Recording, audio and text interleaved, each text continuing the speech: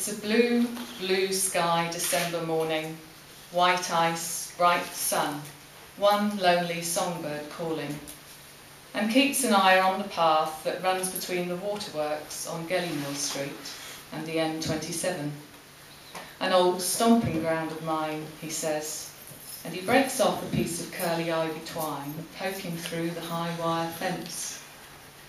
We're walking towards the railway bridge, black earth, Foster's cans, sweet wrappers in the foliage, and I'm worried in case the couple with the Shih Tzu and the Labrador are underneath the arches, up to their usual tricks. Keats runs the piece of curly ivy twine over the wire mesh of the high wire fence. This was all garden once, he says, from the mulberry tree to the willows by the brook. Beautiful, he says, and I catch my breath, because I think I see the shadow of a small dog on the wall up ahead. It's a blue, blue sky December morning, green fields, muddy boots, noise of nearby traffic rising.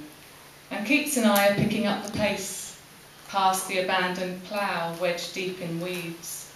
We're clambering over the scrub in the no man's land between Old Manor Farm and the motorway. He doesn't speak. He's got wild eyes and rosy cheeks, wavy hair and long coat-tails. We're heading towards the motorway bridge, bottle tops, frayed plastic bags, old man's beard and twizzle sticks. And I'm worried because I know the road with its metal voice and noise, noise, noise will beat, beat, beat away the joy I feel any minute now.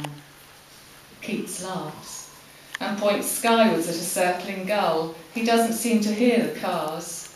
An Iceland gull, he says, every bit of it pure white. What perfect wings.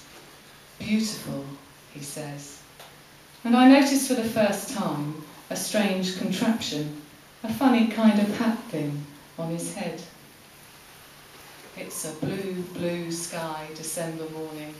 Fast cars, noise, noise, the beat, beat, beat of modern living.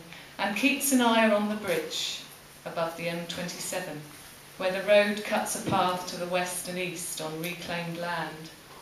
It never used to look like this, he says, and he climbs the steps with grace and ease, runs his fingertips along the cold metal rail. We stop when we get to the middle of the bridge. City skyline, fishing boats, the cars beneath us, whiz, whiz, whiz. And Keats removes the shiny metal cap and hands it to me. Here, have this, he says. And I lean forward slightly, let him place the cap on my head, and tie the two pieces of ribbon beneath my chin, and point the two antennae at the trees.